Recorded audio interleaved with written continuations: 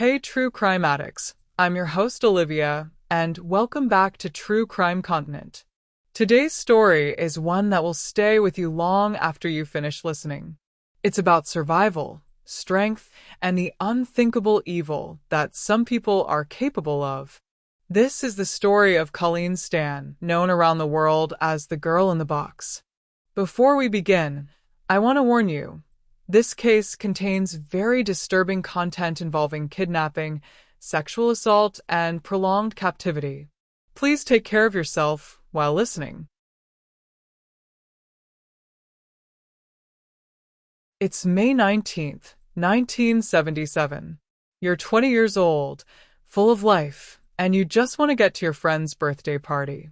That's exactly where Colleen Stan found herself that sunny Thursday morning in Eugene, Oregon. She had one problem, though. She didn't have a car and she didn't have money for a bus ticket. So, what did she decide to do? She decided to hitchhike the 400 miles from Eugene, Oregon to Westwood, California. Now, before you start thinking, Olivia, that's crazy. Remember, this was 1977. Hitchhiking was way more common back then. Young people did it all the time to get around. Colleen wasn't being reckless by the standards of her time. She was just a young woman trying to get to a party. But what makes this case so terrifying is how normal everything seemed at first. Colleen had already turned down 2 rides that morning. Why? Because she had good instincts.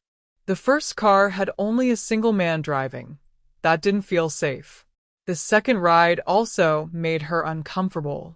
She was being careful, being smart about her choices.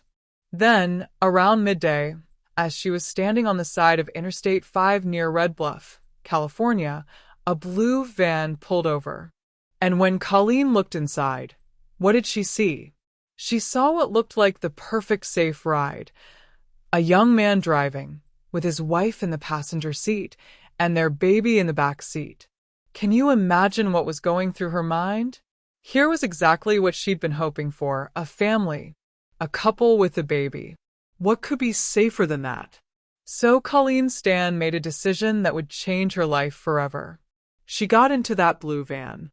The man driving introduced himself as Cameron Hooker.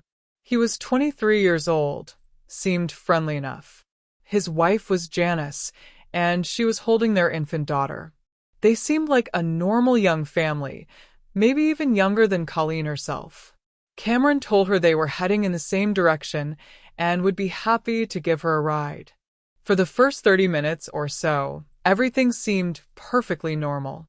Colleen chatted with Janice about the baby, talked about where she was going, probably felt lucky that she'd found such a nice family to travel with.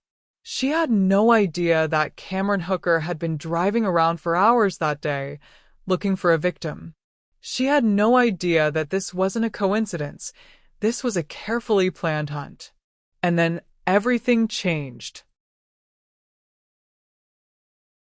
About 30 minutes into what Colleen thought was just a normal car ride, Cameron Hooker suddenly pulled the van off the main highway onto a dirt road.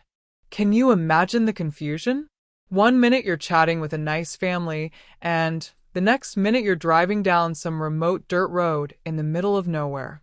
Colleen must have started feeling nervous at this point. Where were they going? This wasn't the way to her friend's house. She probably asked questions. Hey, where are we going? I need to get to Westwood. But whatever Cameron told her, it wasn't the truth. When the van finally stopped, Cameron Hooker revealed his true nature. He pulled out a knife and pointed it directly at Colleen. Just like that, this young woman's world completely fell apart.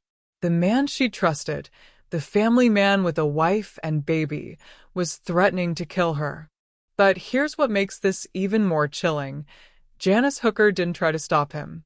She didn't scream. She didn't try to help Colleen. She didn't even seem surprised. Why? Because this wasn't Cameron's first time doing this. Janice knew exactly what her husband was capable of, and she was going to let it happen. Cameron forced Colleen out of the van at knife point. Can you imagine how terrified she must have been? She's in the middle of nowhere, with a man holding a knife, and the woman she thought might help her is just sitting there with her baby, doing nothing. What happened next is something straight out of a horror movie. Cameron forced Colleen to strip naked in the woods. Then he tied her up with rope. But he didn't stop there. He had brought something with him, something he called a head box. This wasn't just any box. This was something Cameron had made specifically for this purpose. The head box was a wooden contraption that weighed about 20 pounds. When Cameron forced it over Colleen's head and locked it in place, she couldn't see anything. She couldn't move her head. She could barely breathe. It was like being buried alive while still conscious. Think about that for a moment. You're 20 years old, you were just trying to get to a friend's party, and suddenly you're naked, tied up, with a heavy wooden box locked over your head, unable to see or move. The terror Colleen must have felt is unimaginable. But Cameron wasn't done. He loaded Colleen, still trapped in the head box, back into the van. And then they drove. Where were they going? To Cameron and Janice Hooker's home in Red Bluff, California. Colleen Stan was about to disappear from the world for 7 years. When they arrived at the Hooker home, Colleen's nightmare was just beginning. Cameron carried her, still locked in that head box, into his house. But he didn't take her to a bedroom or even a basement. Where do you think he took her? He took her to what would become her prison for the next several years, a wooden box that he had built underneath his and Janice's bed. This wasn't just any box. Cameron had specifically designed it to hold a human being. It was coffin-sized, just big enough for a person to lie down in, but too small to sit up or turn around. Can you imagine being shoved into a space like that? It was dark, cramped, and airless. Colleen could hear Cameron and Janice walking around above her, living their normal lives, while she was trapped like an animal underneath their bed. But the physical prison was only part of Cameron's plan. He was also working on breaking Colleen's spirit completely. While she was trapped in that head box, unable to see, he began telling her lies that would shape her entire captivity. Cameron told Colleen that he worked for an organization called The Company. According to him, this company was powerful and had people everywhere. He said they owned slaves, and now Colleen belonged to them. He told her that her family had been contacted and told she was dead. He said if she ever tried to escape, the company would find her and kill not just her, but her entire family. None of this was true, of course. There was no company. Cameron Hooker was just a sick man with twisted fantasies. But Colleen had no way of knowing that. She was isolated, terrified, and completely cut off from the outside world. When someone controls every aspect of your reality, when you can't see or hear anything except what they want you to hear, you start to believe what they tell you. This psychological manipulation is called learned helplessness, and it's a real phenomenon. When someone is completely powerless for long enough, they stop trying to escape even when opportunities arise. Cameron Hooker understood this, and he used it as his most powerful weapon against Colleen. For the first several months, Colleen was kept in that box almost all the time. She was only let out for basic bodily functions and for Cameron to abuse her. She wasn't given enough food, she wasn't allowed to wash regularly, and she was kept in complete darkness most of the time. Think about what this would do to a person's mind. Day after day, week after week, month after month, living in a box smaller than a coffin, being told your family thinks you're dead, being told that powerful people are watching and will kill everyone you love if you try to leave. As months turned into years, Cameron developed a routine with Colleen that would continue for most of her captivity. She would be kept in the box under the bed during the day while Cameron was at work. Janice would be in the house, taking care of their baby, living her life just feet above where Colleen was trapped. Can you imagine what it would be like to be Janice during this time? Hearing someone moving around in a box underneath your bed, knowing that a young woman is being held prisoner right in your home, and just going about your daily routine like nothing is happening? It's almost impossible to understand how someone could live like that. When Cameron came home from work, he would sometimes let Colleen out of the box. But this wasn't freedom, this was just a different kind of prison. He would force her to exercise, so she wouldn't get too weak. He would give her small amounts of food, and he would abuse her. Cameron's abuse wasn't just physical, it was also psychological. He continued to reinforce the lies about the company. He would show Colleen contracts that he claimed she had signed, agreeing to be a slave. He told her that she was being watched at all times, even when she couldn't see anyone watching. He also began training her to be a perfect slave. This meant teaching her to follow extremely specific rules about how to behave, how to speak, even how to move her body. If she broke any of these rules, she would be punished. The punishments could be anything from being kept in the box for longer periods to being physically hurt. But perhaps the most twisted part of Cameron's psychological control was how he convinced Colleen that she needed to earn privileges. Want to stay out of the box for an extra hour? You have to be a good slave. Want a little more food? You have to prove you deserve it. This created a situation where Colleen felt like she had to cooperate with her captor to survive. This is another real psychological phenomenon called Stockholm Syndrome, where kidnapping victims begin to feel grateful toward their captors for small kindnesses. When someone controls whether you live or die, whether you eat or starve, whether you're in pain or not, even tiny acts of mercy can feel like love. During this time, the outside world had no idea what had happened to Colleen Stan. She had simply vanished. Her family and friends knew she had been traveling to a party, but when she never arrived and never came home, there was no way to know what had happened. She could have had an accident, been killed, or simply decided to disappear and start a new life somewhere else. Meanwhile, Cameron and Janice Hooker were living what appeared to be a normal life in Red Bluff, California. Cameron went to work every day. They were raising their daughter. To their neighbors and co-workers, they seemed like any other young family. No one suspected that they were holding a woman prisoner in their home. In 1978, about a year after Colleen's kidnapping, the Hooker family moved to a mobile home, also in Red Bluff. You might think this would be Colleen's chance to escape. After all, moving day would be chaotic, right? There might be opportunities to run or to attract the attention of the moving helpers. But that's not what happened. Cameron had spent a year breaking down Colleen's spirit and convincing her that escape was impossible. By this time, she believed completely in the company and the threat to her family. She was also physically weak from being kept in a small box for so long and not getting enough food or exercise. When the Hookers moved, Colleen moved with them. Cameron built new boxes for her in their mobile home, plural, boxes. He created a whole system of different-sized wooden boxes that could be used for different purposes. Some were for long-term storage, some were for punishment, and some were slightly larger for times when he wanted to let her stretch a little. The main box where Colleen would spend most of her time was built under the waterbed that Cameron and Janice shared in their new home. Think about that. Every night, Cameron and Janice would go to sleep on a bed, knowing that directly underneath them, a young woman was trapped in a wooden box, probably lying awake in terror.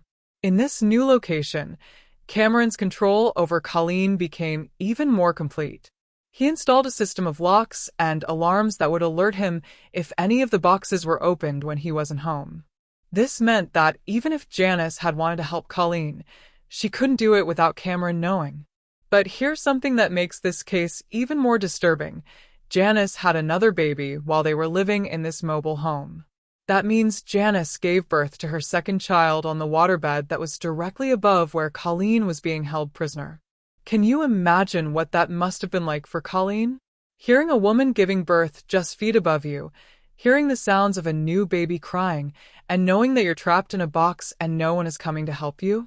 The psychological trauma of something like that is almost impossible to comprehend. By this time, Colleen had been missing from the world for over a year. Her family had probably held a memorial service. Her friends had moved on with their lives. Everyone she had ever known believed she was dead. And in many ways, the Colleen Stan who had gotten into that blue van in 1977 was dead. The woman in the box was becoming someone else entirely, someone whose whole world revolved around surviving Cameron Hooker's twisted games. As Colleen's captivity continued into its second and third years, Cameron Hooker's psychological manipulation became even more sophisticated. He had succeeded in making her believe in the company, and now he wanted to make her believe that she had chosen this life. Cameron created what he called a slave contract. This was a document that he claimed was official paperwork from the company, but of course, he had written it himself. The contract laid out in detail what Colleen's life as a slave would be like. It included rules about how she should behave, what work she would do, and what punishments she could expect if she didn't obey. But here's the really twisted part. Cameron convinced Colleen to sign this contract. How do you get someone to sign a document agreeing to be your slave? You do it by controlling their reality so completely that they believe they don't have any other choice. Cameron told Colleen that the company had two options for her. Option one was to sign the contract and live as his slave. She would be fed, she would be allowed out of the box sometimes, and her family would be left alone. Option two was to refuse to sign, in which case the company would kill her and her entire family. When someone has been isolated and psychologically tortured for years, when they believe completely that their family will die if they don't cooperate, signing a piece of paper probably seems like the only rational choice. So Colleen signed. This contract became Cameron's way of making Colleen feel like she was participating in her own captivity. Whenever she questioned anything or seemed reluctant to obey, he would remind her that she had signed the contract. You agreed to this, he would tell her. This is what you chose. This is another form of psychological abuse called forced compliance. When victims are made to participate in their own abuse, it creates incredible guilt and confusion. Part of Colleen's mind knew that signing the contract was wrong, but another part of her mind believed that she had made a choice to protect her family. Around this time, Cameron also began letting Colleen out of the box for longer periods. But this wasn't kindness. This was just a different kind of control. He had her doing household work like cooking and cleaning. She was essentially working as an unpaid servant in the home where she was being held prisoner. To the outside world, if anyone had seen her, Colleen might have looked like she was just living with the Hooker family. But she wasn't free to leave. She wasn't allowed to contact anyone, and she was still sleeping in a wooden box every night. Cameron also began taking Colleen on short trips outside the house. Again, this might sound like freedom, but it wasn't.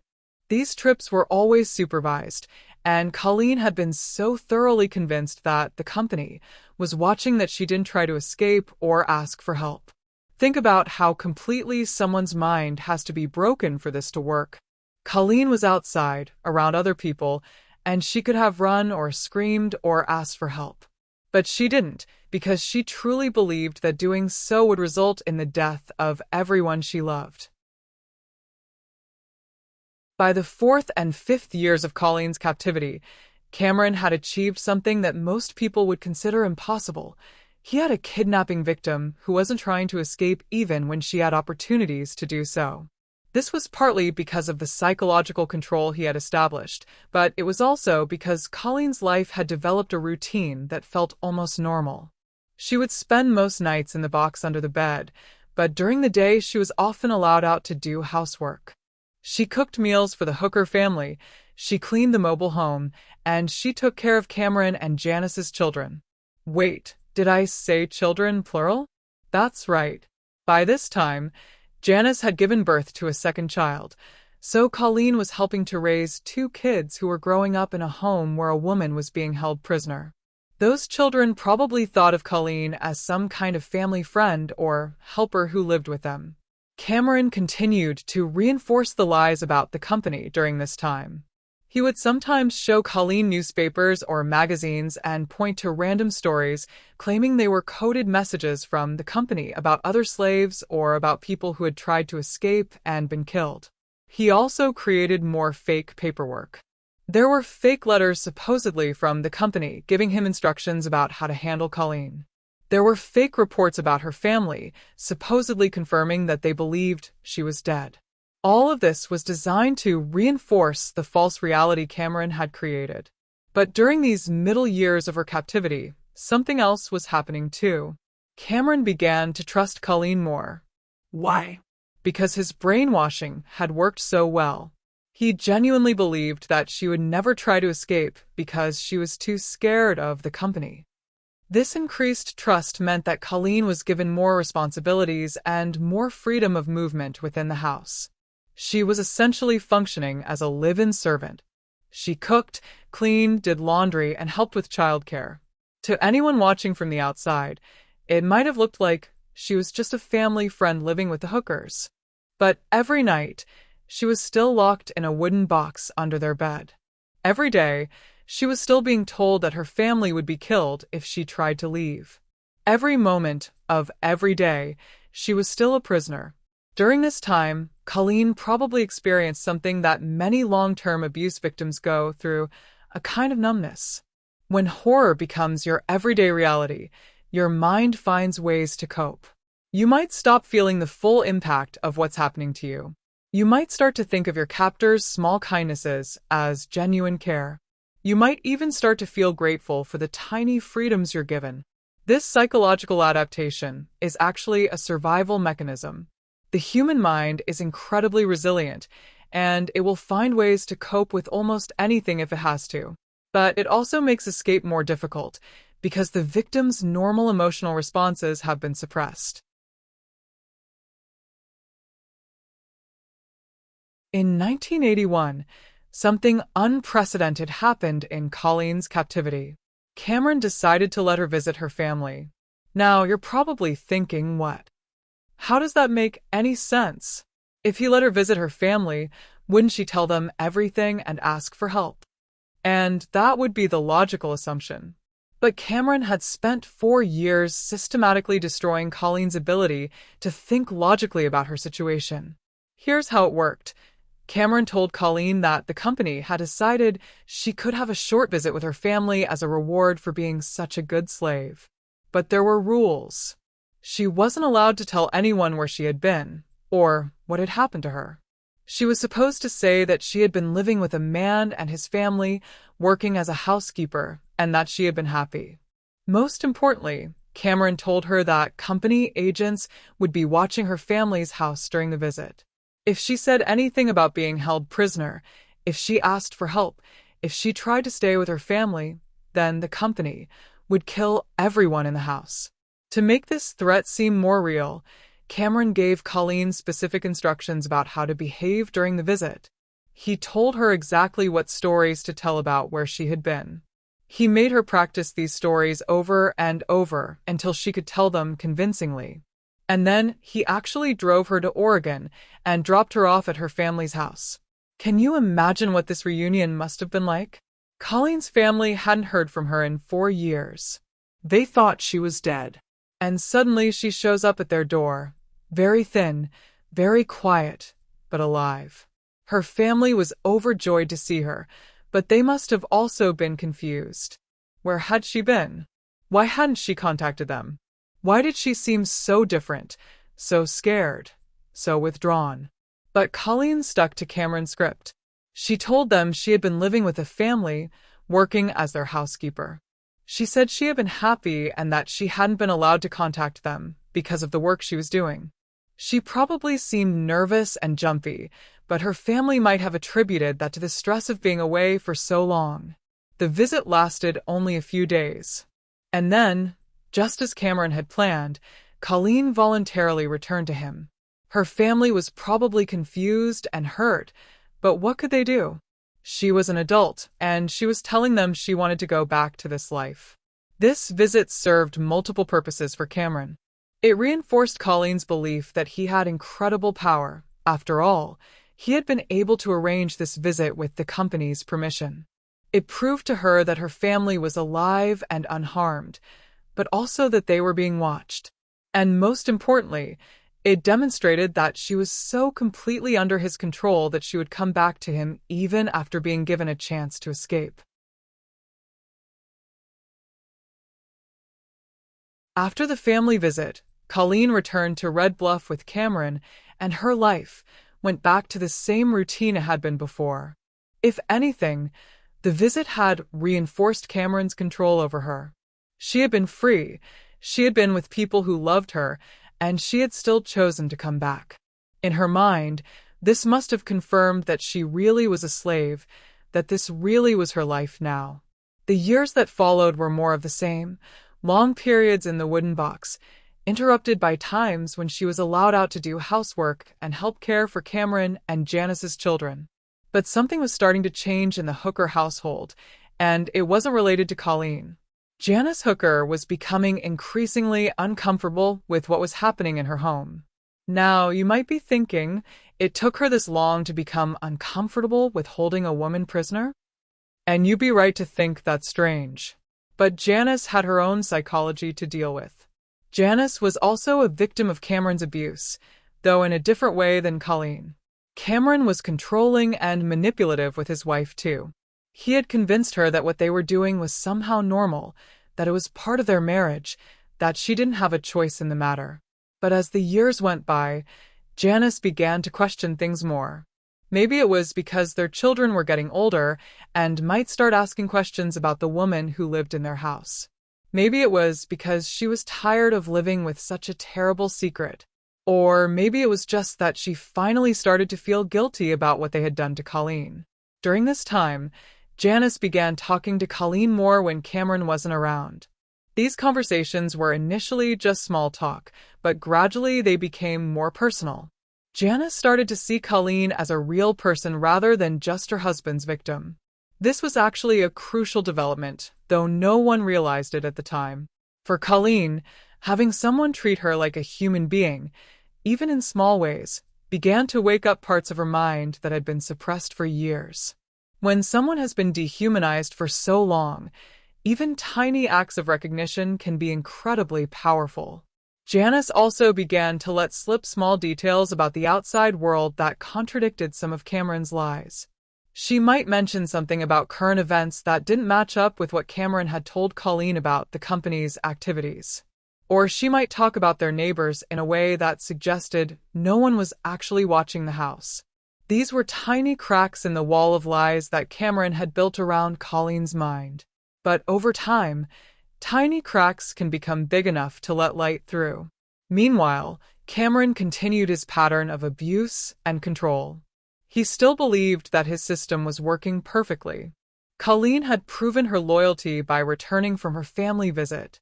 She continued to obey his rules and do the work he demanded. As far as he could tell, he had achieved the impossible. He had a completely willing slave. But what Cameron didn't realize was that his wife was starting to become his biggest enemy. By 1984, 7 years after Colleen's kidnapping, Janice Hooker was living with a terrible burden. She had spent those 7 years watching her husband torture and abuse another human being. She had participated by staying silent, by helping to maintain the lie, by treating Colleen as less than human. But Janice was also starting to realize something that would change everything. She was starting to understand that what they had done was unforgivably wrong, and that she needed to do something about it. This realization didn't come all at once. It was a gradual process that probably took months or even years. Janice began to really see Colleen as a person rather than as her husband's property. She started to imagine what it would be like to be in Colleen's position, trapped, afraid, cut off from everyone she loved. Janice also began to think about her own children. What would happen when they got older and started asking questions about Colleen? How could she explain to them that they had grown up in a house where someone was being held prisoner? What kind of example was she setting for them about how to treat other people? There was another factor too. Janice was starting to fear her husband more. Over the years, Cameron's behavior had become increasingly unpredictable and violent. If he was capable of kidnapping and torturing Colleen, what might he do to his own family if they crossed him? All of these thoughts and feelings were building up inside Janice, creating a crisis of conscience that would ultimately lead to one of the most important decisions in this entire case. But Janice wasn't just thinking about doing the right thing, she was also terrified. She knew that if she helped Colleen escape, Cameron would probably kill her. She also worried about what would happen to her children if Cameron was arrested. Would she go to prison too? Would her kids be taken away? These fears kept Janice paralyzed for months.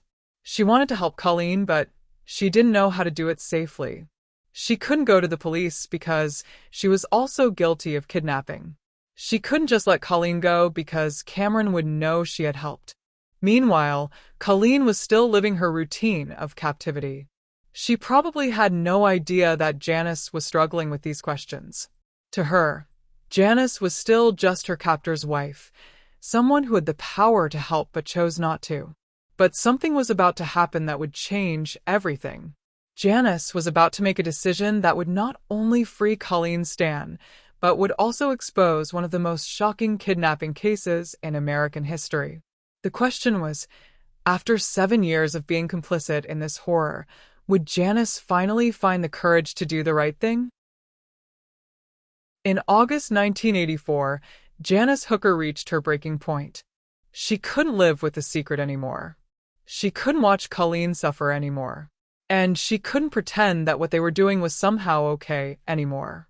But Janice's first step toward helping Colleen wasn't going to the police or trying to arrange an escape. Instead, she did something that might seem strange. She told Colleen the truth. One day when Cameron was at work, Janice sat down with Colleen and said words that must have been earth-shaking. "There is no company." Think about what this moment must have been like for Colleen. For 7 years, her entire reality had been built around the existence of this powerful, dangerous organization that was watching her and threatening her family. Every decision she had made, every time she had chosen not to escape, every moment of suffering she had endured, it had all been because she believed in the company. And now Cameron's own wife was telling her it was all a lie. At first, Colleen probably couldn't believe it. When someone has been brainwashed for that long, the truth can actually be harder to accept than the lies. The lies had become her reality. They explained everything about her life. Without them, nothing made sense. But Janice kept talking. She explained that Cameron had made everything up. There were no agents watching Colleen's family. There were no other slaves. There was no organization with the power to hunt her down if she escaped. It was all just one man's sick fantasy. Colleen's reaction to this news isn't fully documented, but we can imagine it must have been overwhelming. Relief that her family was safe. Rage that she had been lied to for 7 years. Confusion about what was real and what wasn't. And probably terror about what Cameron would do if he found out that his wife had told her the truth. But Janice wasn't done. She had made a decision that went beyond just telling Colleen the truth. She had decided to help her escape. Over the next few days, Janice and Colleen planned carefully. They knew that if Cameron suspected anything, he would probably kill them both. They had to make it look like Colleen had left on her own, without Janice's help. The plan was simple but risky. The next time Cameron allowed Colleen to leave the house, which he still did occasionally, believing she was too scared to run, she would simply not come back. Instead of returning to the mobile home, she would call her family and ask them to come get her. But there was a problem with this plan. After 7 years of psychological torture, did Colleen have the strength to actually go through with it? She had been conditioned to obey Cameron, to fear the consequences of disobedience. Even knowing that the company was fake, would she be able to overcome years of programming and actually run? On August 10th, 1984, they found out. August 10th, 1984, started like many other days in the Hooker household. Cameron went to work, the children went about their daily routines, and Colleen did her usual housework. But this day was different. This was the day that 7 years of captivity would finally end. Cameron had given Colleen permission to run some errands in town, something he did occasionally, still confident that she was too scared to run away. What he didn't know was that Janice had already told her the truth about the company, and that they had already made a plan. When Colleen left the house that morning, she knew she wasn't coming back. But even with everything Janice had told her, even knowing that the company was fake, Colleen was still terrified. 7 years of conditioning doesn't disappear overnight. Part of her mind still believed that escaping would somehow put her family in danger. Colleen made her way to a payphone and did something she hadn't done in 7 years. She called her family. Can you imagine what that phone call must have been like? Her family had seen her briefly during that visit in 1981, but they probably still didn't understand what had really happened to her. And now she was calling them, asking them to come get her, probably sounding scared and confused. Her family didn't ask too many questions over the phone. They just got in a car and drove to California to pick her up. When they found Colleen waiting for them, she probably looked very different from the 20-year-old who had disappeared in 1977. She was now 27, much thinner, probably showing the psychological effects of years of trauma. But she was alive and she was free. The drive back to Oregon must have been surreal for Colleen. For the first time in 7 years, she was in a car by choice. She was with people who loved her. She was going somewhere she wanted to go. The world outside the windows probably looked strange and new. 7 years is a long time, and everything had changed while she was gone. But even during that drive to freedom, Colleen was still scared. She still wasn't sure whether to believe that the company was fake. Part of her was probably worried that Cameron would somehow track her down, or that there would be consequences for her family. When they reached Oregon, Colleen's family wanted to take her to the police immediately. But she wasn't ready for that. She needed time to process what had happened to her, time to readjust to the world, time to figure out how to tell a story that most people would find impossible to believe. It took Colleen 3 months to finally contact the authorities.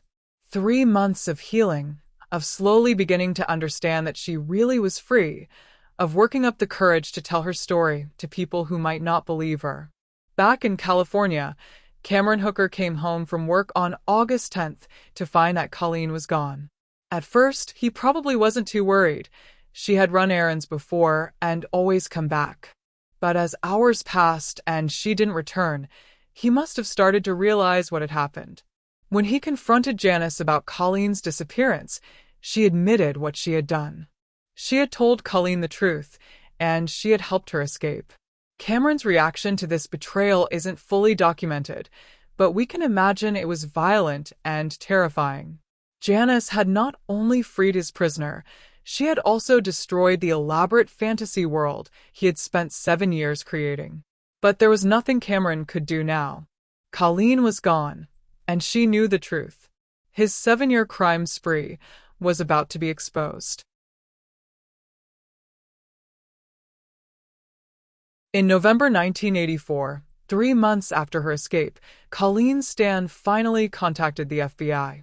When she told them her story, they must have thought they were listening to something from a horror movie. A young woman kidnapped while hitchhiking, held in a wooden box for 7 years, psychologically tortured into believing in a fake organization. It sounded impossible. But Colleen had evidence. She could describe the inside of the Hooker house in perfect detail. She could tell investigators exactly where the boxes were hidden, how they were constructed, what the locks looked like. She knew intimate details about Cameron and Janice's daily routines, about their children, about their neighbors. Most importantly, she had Janice as a witness. Cameron's own wife was willing to testify about what her husband had done. On November 18, 1984, FBI agents arrested Cameron Hooker at his workplace in Red Bluff, California. When they searched his home, they found everything exactly as Colleen had described it. The boxes under the bed, the elaborate lock systems, the fake contracts and documents Cameron had created to support his lies about the company. They also found something else, evidence that Cameron had been planning to kidnap other women. He had maps marked with locations where he thought he could find victims. He had been building additional boxes. Colleen might not have been his last victim if she hadn't escaped when she did. Cameron was charged with kidnapping, sexual assault, and a list of other crimes. But his legal team tried to argue that Colleen had stayed with him voluntarily. How could it be kidnapping, they asked, if she had opportunities to escape and chose not to take them? How could it be kidnapping if she had visited her family and then chosen to return? This defense strategy shows a complete misunderstanding of how psychological abuse works. The prosecution had to educate the jury about concepts like learned helplessness and Stockholm Syndrome. They had to explain how someone could be held prisoner, not just by physical restraints, but by psychological manipulation. The trial began in 1985 and became a media sensation. People couldn't believe that something like this had happened, that someone could be held captive for so long in what appeared to be a normal American household. Colleen's testimony was incredibly brave. She had to relive 7 years of trauma in front of a courtroom full of strangers. She had to describe in detail the sexual abuse she had suffered, the psychological torture, the degrading conditions she had lived in. But her testimony was also incredibly powerful. By the time she finished speaking, there was no doubt in anyone's mind that she had been the victim of an unimaginable crime. Janice Hooker also testified against her husband. In exchange for her cooperation, she was given a plea deal and served only a short sentence. Some people felt this was too lenient. After all, she had been complicit in Colleen's captivity for 7 years. But without Janice's testimony and cooperation, Cameron might never have been convicted. In September 1985, Cameron Hooker was found guilty on multiple counts and sentenced to 104 years in prison.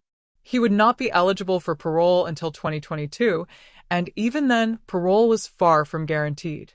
The case had a huge impact on how law enforcement and the legal system understand psychological abuse and long-term captivity. It helped establish legal precedents about how victims of extended psychological manipulation should be treated by the courts. For Colleen, the end of the trial marked the beginning of a long healing process. She had to rebuild her entire life from scratch. She had to relearn how to make decisions for herself, how to trust other people, how to exist in the world as a free person. She eventually married and had children. She wrote a book about her experiences called Perfect Victim. She became an advocate for other survivors of long-term abuse and kidnapping. But the scars from those 7 years never fully disappeared. How could they? Colleen lost 7 of the most important years of her life. Years when most people are figuring out who they are, building careers, forming relationships, creating the foundation for the rest of their lives. Cameron Hooker served his time and was actually granted parole in 2022 after serving 37 years in prison. The decision was controversial. Many people felt that someone who could commit such a heinous crime should never be released. Janice Hooker, after serving her short sentence, disappeared from public view. She changed her name and tried to build a new life away from the notoriety of her husband's crimes. And Colleen? She continues to live her life as a survivor and an advocate. She has shown incredible strength in not just surviving her ordeal, but in using her experience to help others understand the realities of psychological abuse and long-term captivity. The case of Colleen Stan changed how we understand kidnapping, psychological abuse, and human resilience. Before her case, many people couldn't comprehend how someone could be held prisoner without physical restraints, how someone could have opportunities to escape but choose not to take them. Colleen's story taught us that the mind can be just as effective a prison as any physical cage. It showed us that with enough time and systematic abuse, a person's reality can be completely rewritten. But it also showed us something else, that even after the most extreme psychological manipulation, the human spirit can still find a way to break free. Today, law enforcement officers are trained to recognize the signs of long-term psychological abuse. Prosecutors understand how to present cases involving psychological coercion to juries. And mental health professionals have a better understanding of how to help survivors of extended captivity. But perhaps most importantly, Colleen's case reminds us never to underestimate the strength of the human spirit. She survived 7 years that would have broken most people. She found the courage to escape when the opportunity arose. She rebuilt her life from nothing. And she chose to share her story with the world, helping countless other survivors understand that they are not alone. The girl in the box became a woman who refused to let her captivity define the rest of her life. And that crime junkies might be the most important part of this story, not just what was done to Colleen Stan, but what she did with her life after she was free. Remember, crime junkies, be weird, be rude, and stay alive. We'll see you next time.